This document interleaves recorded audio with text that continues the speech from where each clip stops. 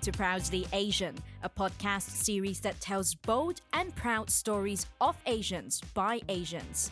I'm Isabel Wong, a financial journalist who wants to uncover the many Asian stories around us that are waiting to be told.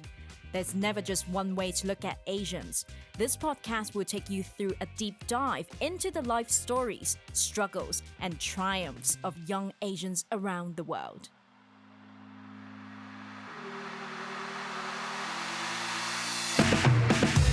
On today's episode, we have Danny Park, a South Korean journalist based in Hong Kong who covers all things cryptocurrencies, blockchain, and Metaverse.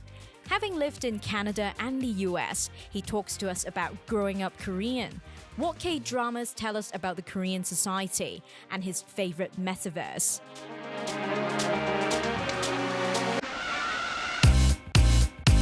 Welcome to Proudly Asian, Danny. Thanks for having me, Isabel. It's great to be here. I'm so happy that you're making time for us for this weekend because I've been very excited about listening to the Korean perspective since I started producing Proudly Asian, because these days Korean dramas are basically the hype. You can't go without a second. Not talking about anything related to like Korean dramas, Korean entertainment, Korean celebrities. And even in the past couple of weeks, we saw maybe the most loved Korean celebrities getting married, who are Son Ye-jin and Hyun Bin. And it's just like, you know, their wedding pictures were everywhere on social media. So definitely, I'm very excited to hear about your experience growing up as a Korean and also your story that is basically uniquely yours. But then to get the conversation started, I would like to start off with one of the questions that I ask every single guest of mine, which is, who are you? What are you? And where did you grow up?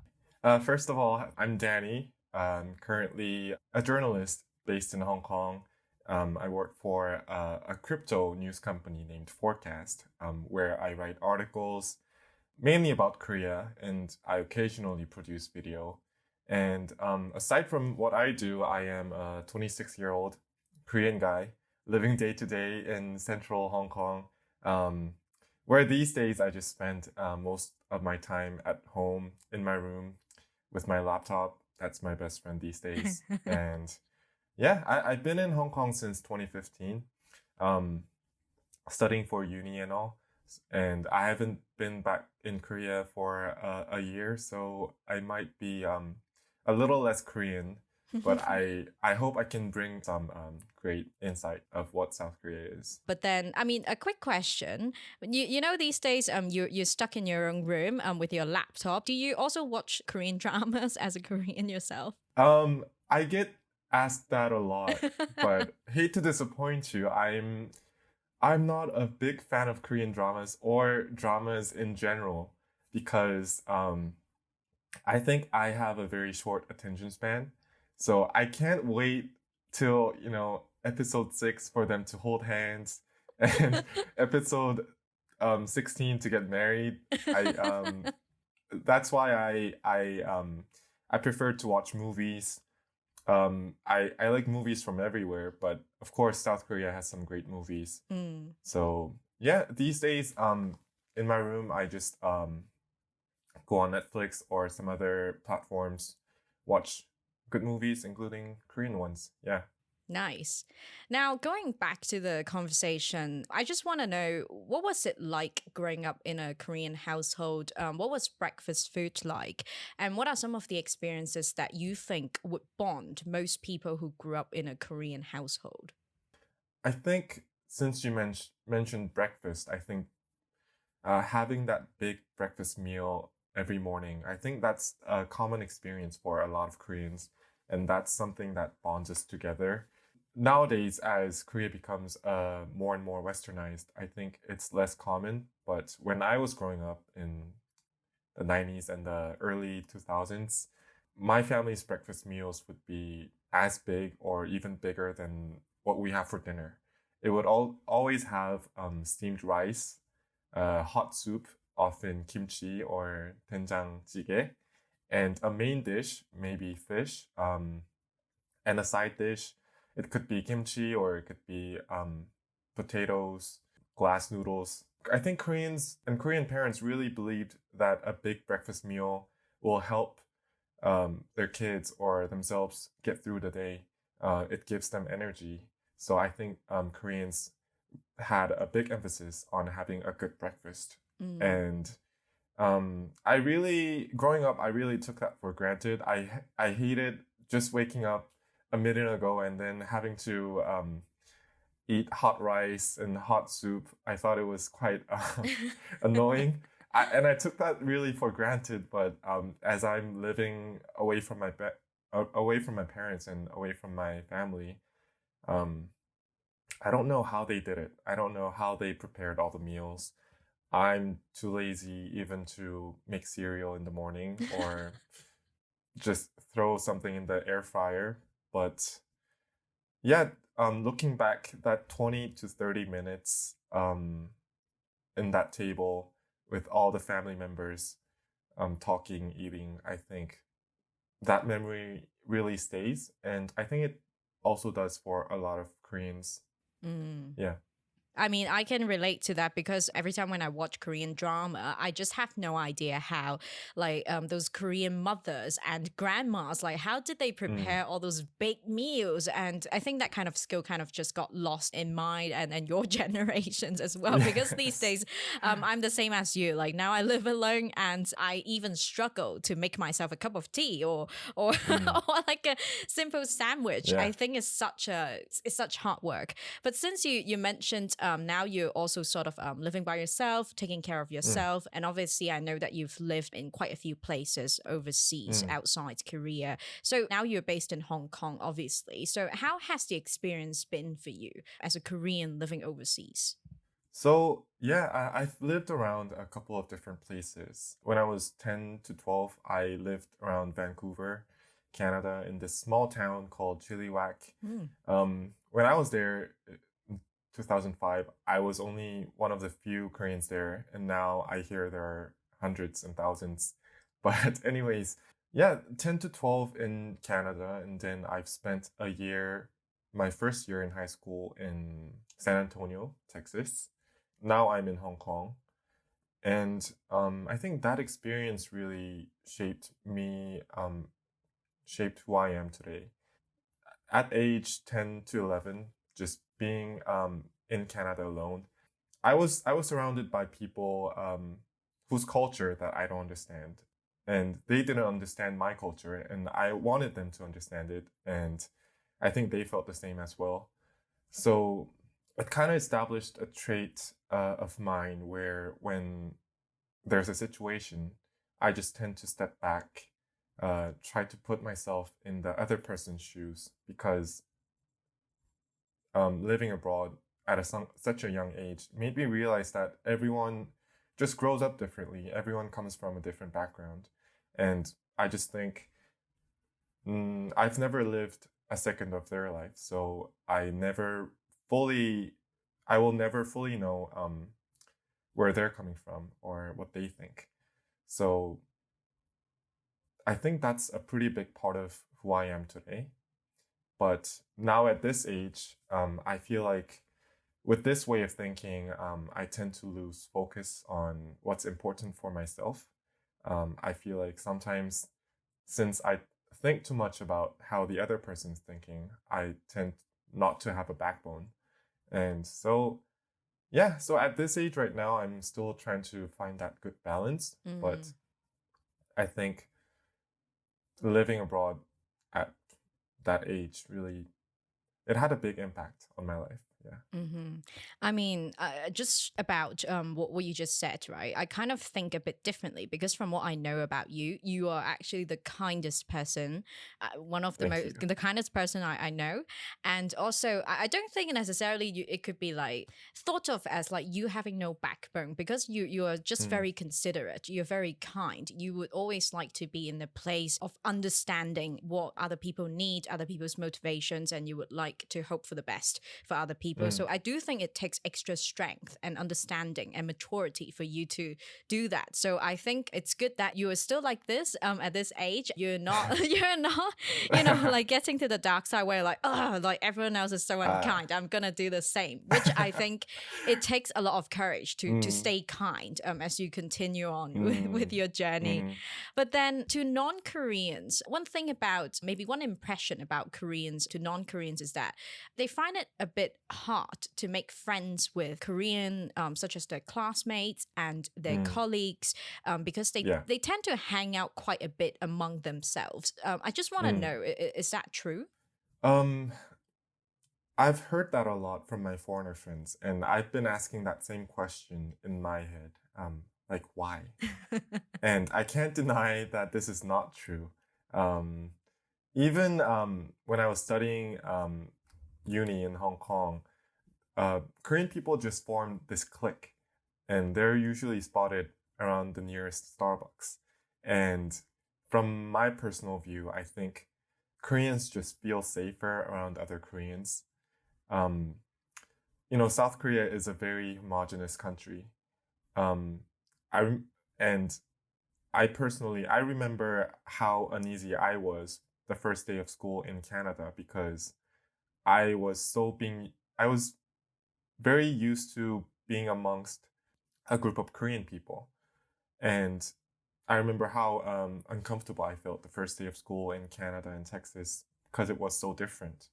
And I feel like since I grew up most of my life in Korea, I still have that uneasiness a little bit left in myself. So yeah, I think that the Korean people forming a group when they're abroad, I think it comes from the fear of the unknown. Because I think, yeah, they just want to feel more comfortable. I think they're feeling what I felt the first day of school in Canada and in Texas. And yeah, but I would also have to say that even within the clique or even within the Korean group, um, it also happens a lot to people who stand out, like someone who's too westernized or someone who is less reserved than the majority of Koreans. So I think this characteristic of Koreans, I think Koreans want that sense of belongingness in this foreign setting. I think that's why they tend to exclude foreigners or outliers. Yeah, I mean, what you just described there, I also think people can't just single out Koreans for just sticking with each other, right? Because I think it's something that is innately human. Human just seeks the feeling of comfort, and we just thrive on feeling we belong to the community or wherever we are. And I do think that most of the time when people describe how Koreans tend to stay with each other, it's not really like Koreans describing themselves as that. A lot of the times it's, in the background or with the context of like foreigners or like people would describe Koreans in a foreign country who tend to have that kind of behavior, which I think in a way, after hearing what you just said, it's just some natural behavior that anyone would do. Even if I was like somewhere that's not familiar to me, I would probably try to seek comfort by maybe finding some people who might look a little bit more like me or sound a little bit more like me as well. But now I would like to talk more about the Korean society as a whole and also pop culture, K-pop, K-dramas, which have taken the world by storm. So now to most people, of course, their first touch points to anything Korean these days would be K-pop, K-drama, or Korean food. But as K-drama takes the world by storm, one thing I couldn't help but notice is the Korean language and how they use honorifics, which is something that is totally unfamiliar to me. Can you tell us about how that works? Yeah. I heard the honorifics, they only exist in very few languages, including Japanese and Korean. But I think it tends to stand out in Koreans because people think about honorifics being used in Koreans because, as you said, K-dramas and Korean content is booming right now. So if I want to put it as easily as possible, you have to put yo in the back of everything.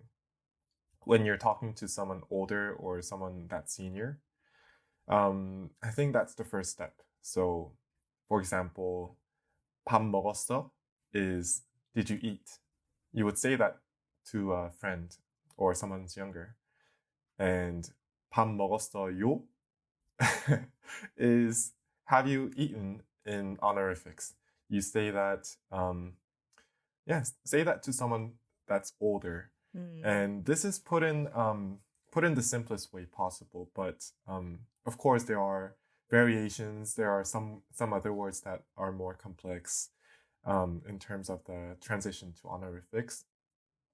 Like some words you have to put 하세요, like 안녕 and 안녕하세요. So I think a lot of foreigners that want to learn Korean or are learning Korean, they struggle with this. It's a barrier. Yeah, I personally don't mind if a foreigner friend of mine just comes up to me and use the casual form of Koreans. But I would have to say that some Koreans, especially some of the older folks, they get mad or angry even if it's a foreigner talking to them. So Wow. you have to be careful that you put just put yo behind everything. Even though it doesn't make sense, they will just think, oh, he's trying to use honorifics. Okay, that's a good advice. Yeah, so just put yo behind everything. Yo, Yeah. okay. Yes. But I mean, for foreigners who learn the Korean language, normally they would also start from learning the formal way of speaking, right? I see. So would any of your foreign friends who know how to speak the Korean language, like would they tend to sound super formal to you when they try to speak to you in Korean? A lot of my foreigner friends, when they're talking to me in Korean, they tend to mix up the casual form and the honorifics. So if I want to explain a bit further, Koreans usually use the honorifics to someone who's older or also someone who you've just met. Right. So until the other person, usually the older person, suggests that we talk in a more casual form, Korean people usually continue talking in honorifics if they're not friends or if they've just met. Even older people use honorifics to younger people if they've just met or if they're not too familiar with the other person. So there needs to be that consensus. Right. That has to be met. Okay, let's use casual form. And it usually happens over a cup of soju or a somek or chicken. But what you just mentioned there, I mean, let's say, does that mean you could essentially know this older person, let's say for 100 years, and as long as the person doesn't invite you to speak casually, you have to speak formally with this person for a century? Will there be like any social codes or unspoken understanding at some point that, like, we've known each other for such a long time, even if you didn't invite me, I'm gonna start talking casually to you? That's risky, I would have to say. Even a century, even Not if long enough. even if your friend is just a year older, you don't initiate it. I see. That's safest. Yeah, it could spark some conflict. Okay, But, that's a yeah. very good advice. Now, moving on with Korean dramas, I know that there's a whole list of Korean dramas and movies that have already received recognition globally and in Hollywood, and the most recent ones being Parasite, Squid Game. So I just want to know, what do they tell us about the Korean society? Are they painting an accurate picture of what Korea is like these days? It's funny to see how Korean content, they're on the extremes. Like dramas and movies from Korea, they're either very gritty and gory or it's very much like a fairyland. Like the K romance dramas, it's a Cinderella story. Where in Squid Game, you you're like hundreds of people are murdered because they couldn't break the sugar candy, right? Mm. So, so I would have to say the real Korea is kind of it lies in the middle of those two. Um, but the kind of things that's portrayed in Parasite or Squid Game, like classism, is still very valid. I'm sure people don't, but you can't take Parasite and Squid Game literally. It's kind of an extreme. Same goes for the romance dramas. And for people who want to know what Korea is really like, I have this film director that I want to recommend. He's actually my favorite Korean film director named Lee Chang-dong. Um, he's shot multiple movies from the 90s. Um, I think he's also been a minister of culture in Korea for his accolade, for his achievements. Well, his depictions of South Korean society is very, very real. It's very accurate. I think it's very close to how I view Korea. Um, there's this movie called Peppermint Candy that's from 1997, I think, which traces back the life of a Korean man who experienced the democratic movement and the uprisings in the 80s as a military soldier and the rapid economic development in the 90s while he's forming a family. And it really helped me understand um, the lives of my parents and the lives of the older men in Korea. And I think it'll be very helpful for foreigners who wants to get a deeper view into Korean society. His other films include uh, living as a disabled couple in Korea, or his most recent film was about the youth these days being very lost. So I highly recommend his movies.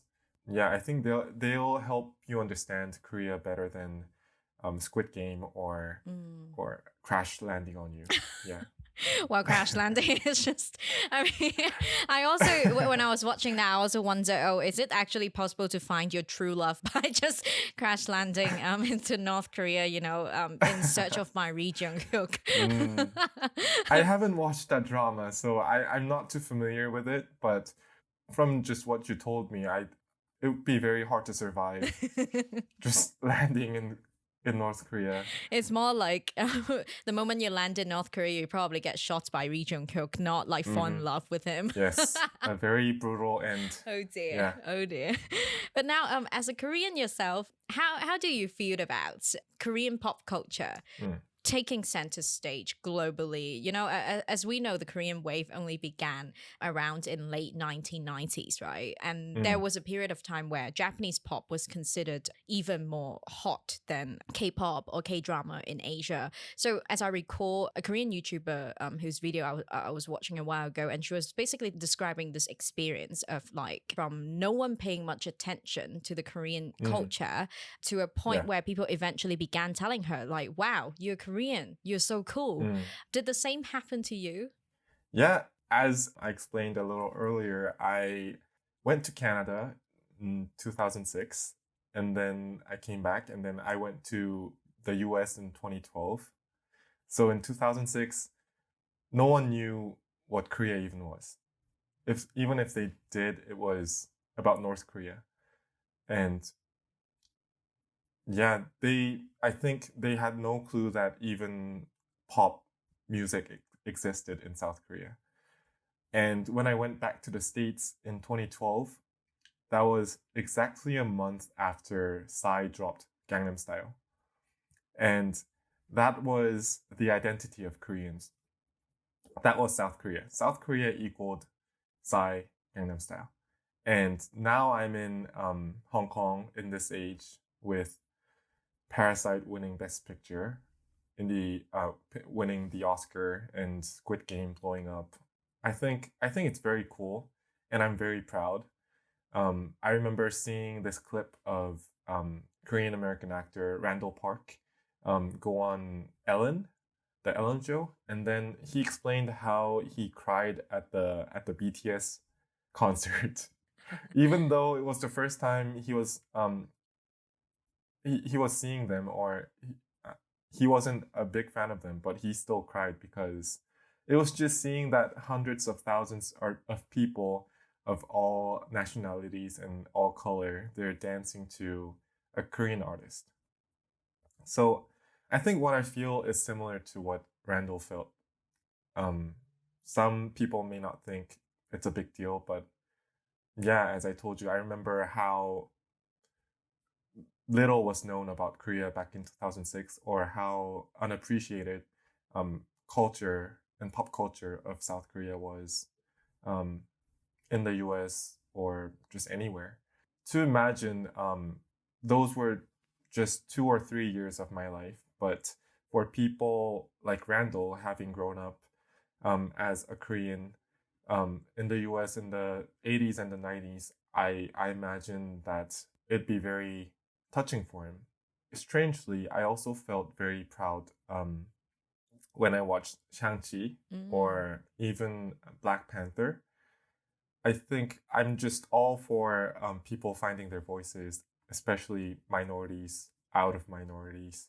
Yeah, so I just hope that people don't isolate this K wave and phenomenon to just, oh, Koreans just make great music or great action thriller movies, but actually there's great content produced everywhere and they just weren't represented. I just hope people will start to think, who knew, such great things were made in Korea? Maybe, I'll give it a try on a soap opera from Denmark or pop music from Thailand. I hope the Korean wave opens people's eyes to just all culture around the world. Yes, and I completely agree. And that was a great point that you just mentioned. The fact that Korean pop culture is so popular, it shouldn't be seen as just, oh, Koreans just make good music, but it should be seen as a way, like you just mentioned. I'm just repeating what you said just now. Basically, to let people know that great content could come in all forms, in all languages, from all places. Mm, Since we're talking about the Korean entertainment industry, I know yes. that it is not all glamorous because Mm, over the years there have been tragedies around Korean celebrities taking their own lives, or even some of them mm, getting involved in some pretty large scale scandals, which give the world a glimpse of the reality in the industry. But I mean, obviously, Hollywood has a similar toxic and harsh culture as well, which yeah. was exposed quite a few years ago. So, how do you feel about this topic? Korean wave, obviously, it has a dark side. I think fans of K-pop and fans of K-dramas, they know by now that Korean culture, Korean the world of celebrities and world of pop culture in Korea, it can be very toxic. My personal take on this is that Korean people, we over glorify celebrities. Popular celebrities that is loved globally reach this godlike status. And when people think they can do no wrong, um, it really bothers me in some sense because once they do make a mistake, people will turn on them and start bashing them. So the celebrities that have taken their own lives are commonly the ones who were very much loved in the first place, and then something they did just ticked the Korean people in the wrong way, and people just turned on them. So I think just Korean people in general, they should have in mind that celebrities, either popular with a good image or with a bad image, they're all people. There are no saints or devils. Like your favorite host of the reality show could be the most cunning person in the industry, and the most hated actress in Korea might be the sweetest if you meet in person. So I think everything you see on TV is constructed.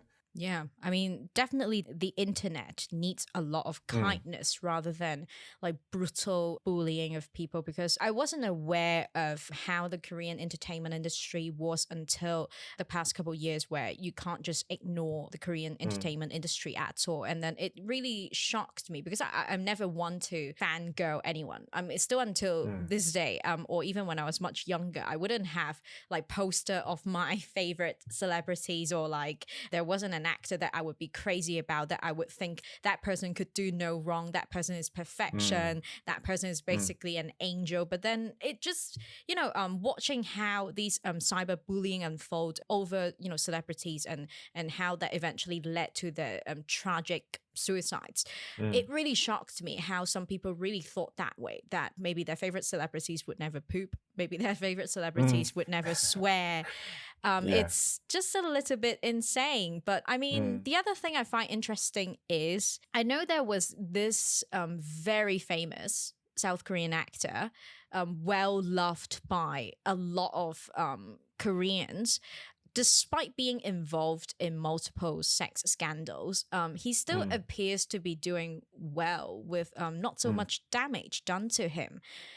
So I just want to know why. Like, do people tend to overlook the flaws of celebrities who achieved, like you said, the god status? And does the same happen to female celebrities if they were involved in scandals? Could they be excused that way?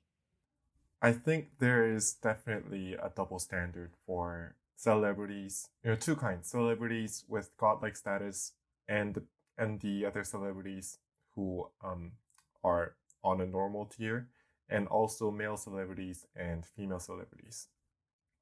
I remember maybe a decade ago, a group of celebrities, they were smoking marijuana. A very well known, very respected male celebrity made a comeback, perhaps a year after. The female celebrity, she hasn't made one until today, like more than 10 years later. I think she just disappeared. Of course, I think it's way harder, I think, for lesser known female celebrities. For female celebrities, I think Korean people, they just hold a stricter standard. They just expect them to be very pristine, very innocent, clean, even if they're older, like well over the age of 30.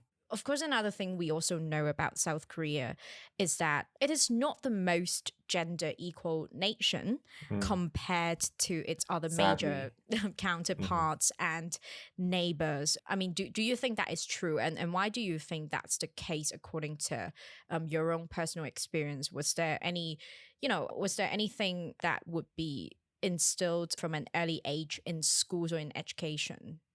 It's true, gender inequality exists. It's still very evident in South Korea. Compared to how advanced the whole country has become, I want to say that it's gotten better in the sense that gender issues, the inequality, the issues are brought open publicly and politically, where a decade ago no one would really want to discuss it. Being a guy, I can't say that it's gotten better because I've never felt the disadvantages of being a female in Korea, but I do I do think it's come far in the last decade. Growing up, I never felt that there was inequality between boys and girls. But now that I look back on how I grew up, I think there is. At home, I have two older sisters, and it was kind of a given that my mom cooked and my two older sisters, they did the dishes. And I consider my family as very non-traditional, very open-minded to compared to my friends' families, and it's it still happened. Of course, my sisters would tell me to do the dishes, or they will beat me until I fold the laundry. But it was kind of the default that they do it, you know. And I've heard far worse stories from other families, my friends' families, where it really sounds like the daughter and the son, they're growing up in a different family because they're being treated so differently. A lot more opportunities and privileges to the son. And for daughters, it's more like find a good husband and that's it. The current younger generation, having grown up in that environment and in that setting, I think it's natural that there's this clash of genders that's happening right now in South Korea. Recently, there was a situation where an organization of physically disabled people in Korea, they protested in a subway. They were calling for better mobility rights, and the protest, it actually sparked online abuse towards the protesters because people were mad that the protest caused major delays in the subway in the morning golden rush hour. I think it's a similar case where people downplay what they've never experienced. I see. Yeah, I mean, what you just mentioned there, one phenomenon I find quite funny or quite interesting is that, as obviously my only touch point to anything Korean would be like mostly K dramas on Netflix, right? And I just realized, I just had this observation about in most recent Korean dramas, they tend to have the female lead characters being put in a very powerful position these days, like Crash Landing on You. And I'm pretty sure there are a few more where the female is actually more powerful, richer, more influential than the male lead. So they like going for that kind of girl boss vibe and boost the likability of the male leads by portraying them as submissive, caring, dependent on the female leads, despite being incredibly handsome and almost 2 meter tall. And then when I really look into the information of these Korean dramas, not all of them were directed by female directors also. So do you have any take in terms of why that is? Why do they put females in a more powerful position? Wouldn't it make a lot of like male viewers in South Korea feel quite uncomfortable? I see a lot of dramas are doing that. They can do it because obviously the main audience of romantic dramas, they're usually female.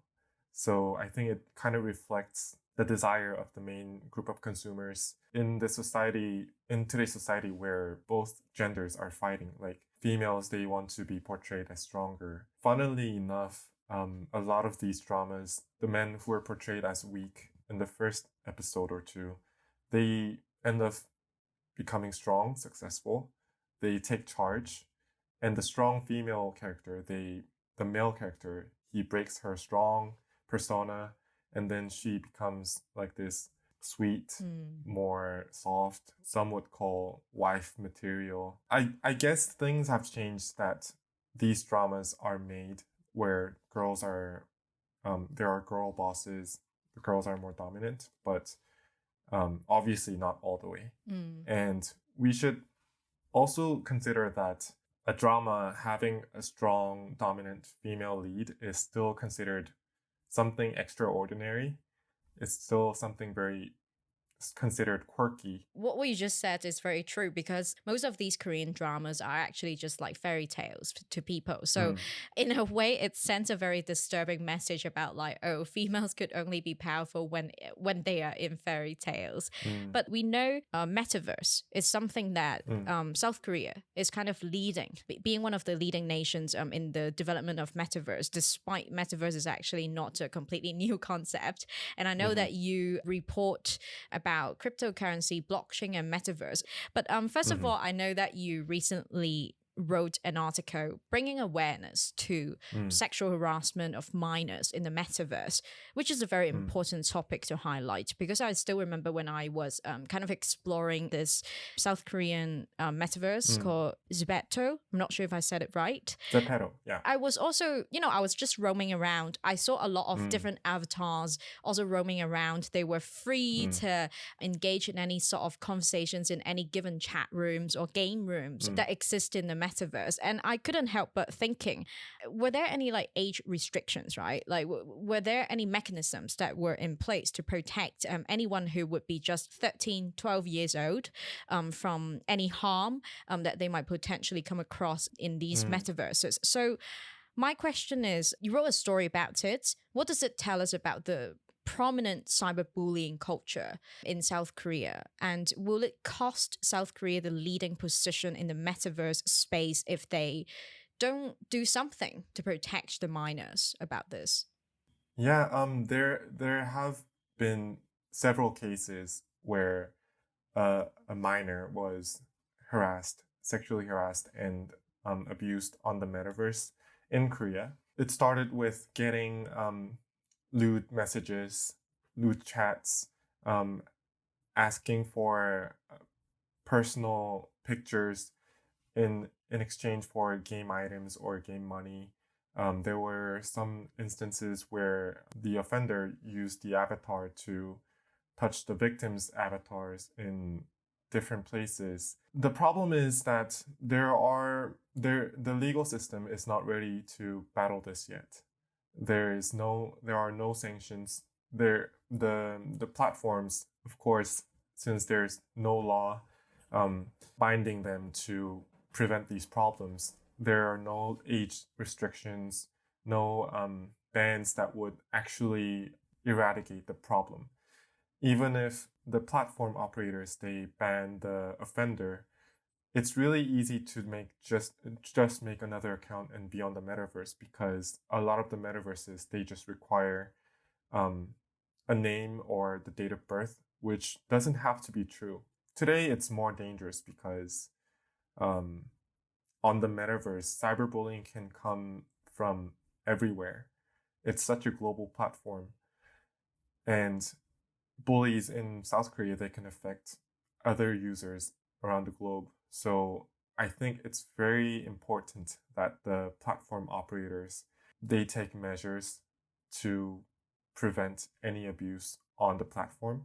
I don't expect the platforms to to do that at the risk of losing the number of users. So recently, a lawmaker in Korea, she proposed that the platforms will be held accountable for any cases of cyberbullying or abuse on the metaverse. I think those laws should be enacted, so they could have the platforms step up to stop those problems. I think that's the only way. Yeah, while obviously the opportunities in the metaverses are huge, they sound incredibly exciting. I do think the first thing that comes to mind to any like metaverse developer, any regulators should always be the protection and safety of its users, especially the minor users. So definitely, it's still a topic to be discussed over time, and it's also a very important one. But now, on a lighter note, since you report daily on the development of metaverses, blockchain, and cryptocurrencies, what is your favorite metaverse? That's a good question. So I've gone on several metaverses for research purposes. I haven't picked uh, one world that I want to live forever in. I'm still reviewing my options, but there was one that caught my eye, which is called Spatial, Spatial. Mm. It's a metaverse dedicated to exhibitions, art exhibitions. So the whole metaverse, you can see it as one big art gallery. So you know that NFTs is booming in the art world. And since the pandemic, and especially in Hong Kong right now, it's very hard to go to exhibitions. It's hard to experience art. But on the metaverse, you can visit hundreds of galleries in a day just by roaming around in your avatar. And you can also get a chance to talk to the creators and the artists if they're online. I think that's a good platform for people who are craving art in this time where it's physically difficult to visit those um, galleries and experience art. And I want to say that the metaverse is just starting. And I'm very excited for what's coming and the things that are being developed in the metaverse. Um, One Hong Kong blockchain developer called Animoca Brands, they recently teamed up with Cube, which is a major K-pop agency, to build a K-pop metaverse for fans all over the world to connect and talk with their favorite K-pop stars.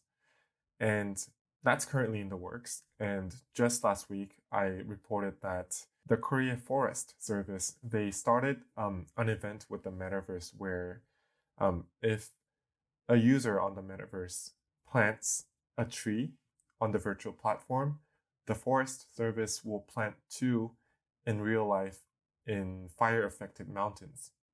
So a lot of cool stuff happening in the field. A lot of people ask me about the metaverse. What's the big deal? Why is everyone talking about it? But I think a lot of people today, they just take it too seriously. I think essentially Metaverse is a game, and the easiest way to learn and find out about it is just go on a Metaverse and just have fun, play, look around. Yeah. Yeah, I'll see you in the metaverse, Daddy. Yes. But now it's time for us to go to the segment Rapid Fires. In this segment, I'll be asking my guests biased questions they have got asked at some point in life, and also some common biased questions Asians get asked a lot. So, Danny, are you ready? Yes, let's go. Okay. Don't accidentally end up in North Korea.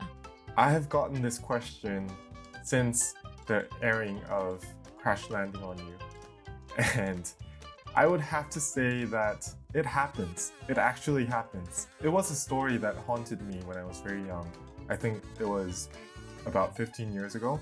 An old Korean lady, an ajumma, she was walking along the shores near North Korea, and then she accidentally ended up across the border, and then they shot her.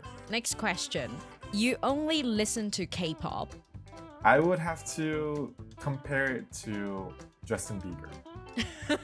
If Justin Bieber drops a good song, as he often does, you take a listen. If you like it, you save it on Spotify, you listen to it. I personally listen to a lot of American music, Japanese music, some music from China, and also, yeah, K-pop is part of that. Next question. Do you eat kimchi every day? Not true at all. Not true. People, they're shocked and sometimes they're offended when I say that I'm not a big fan of kimchi, especially raw kimchi. I think as I was growing up, at school and at home, I was kind of forced to eat kimchi, and that kind of made me hate it. And to this day, I eat kimchi when I have instant ramen noodles, but I rarely eat kimchi. And you can't have a dog in Korea because Koreans eat dog. A lot of people asked me this question when I was very young and abroad. And now when people ask me this question, they're making a joke where they want to be seen as dumb when they're asking me this. So I do think the level of consciousness in general globally, it's gone up since no one really asks me this question anymore. Next question. Are all Korean guys handsome and rich? Just visit. Just visit Korea. There's your answer. Or maybe try to go to a local Korean supermarket. You'll see plenty of Korean men. You be the judge. I mean, I would want to say that all Korean guys are handsome and not rich, but I would want to say that all Korean guys are handsome. But you be the judge. Travel to Korea. I've heard varying responses. I've actually heard from my foreigner friends who visited Korea saying that, actually, Korean guys in general are good looking. But some of the other friends who visited are like, they just shook their heads. They were very disappointed after watching all those K-dramas and then actually visiting Korea. So yeah, you be the judge. Next question. North or south? I think this is the question that I've been asked the most when I was in Canada, and in Texas. Although I think I was trying to hide discomfort, like feeling offended. I was just happy at that time that they even knew Korea was divided.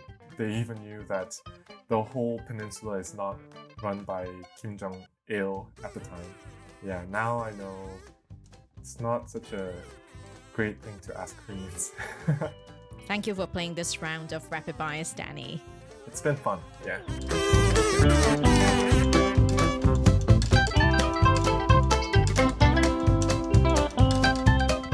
Now, moving on to the conclusion of the episode, one quick question I want to ask is there a very kind of like an unusual Korean phrase that you would like to teach our listeners? Like, not your daily Korean phrase, but something that's significant either to you or to the Korean society? I'm sure this goes for a lot of cultures and countries, but Korea also has a lot of proverbs and sayings from the old times that are very insightful. And one of my favorite is 말이 씨가 된다. That means a word becomes a seed. So 말 is a word and 씨 is a seed. So a word becomes a seed. So the same saying in English would be careful what you wish for, because your word, it becomes a seed and it grows. And I personally chose this saying because I think that your attitude towards life can change your future. Not only the attitude in front of other people, but just even to yourself. I know being happy and joyful isn't easy, and it might not seem as cool as you think, but I truly believe that it really helps you just get by day to day. And it's something that my mom used to tell me all the time. As a young adult in my early 20s, I used to think that being negative is much cooler than being bright and positive. But as I grow older and as I start working, start making a living for myself, I just have like more and more respect for people who have this positive energy. That's a very nice one for our listeners to learn about. And finally, what does it mean to be proudly Korean? I think a lot of Korean people, not like me, they're afraid to show pride in being Korean because some people think it might look a little tacky or nationalistic. But I think it's great to be proud of what Koreans have achieved. Be proud of BTS, be proud of Squid Game. But I think it's also important at the same time, don't hide the flaws of South Korea, like what we talked about today, like inequality and bullying. It's important to show the problems inside, to open it up for more recognition. I think that's the way that by having the problems open to other countries and to the world, it will lead to people in Korea actually doing something to fix it. So to me, being proudly Korean means not being shy to discuss the goods and the bads of Korea. Nice. Yeah. Thank you so much for the conversation, Danny. Thank you for having me. It's been great talking to you.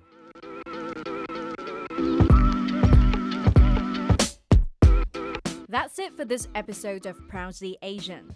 Don't forget to follow us on Instagram @proudly.asian for more content. We are on Spotify, Apple Podcasts, and YouTube. Thanks for tuning in. Signing off for now, I'm Isabel Wong.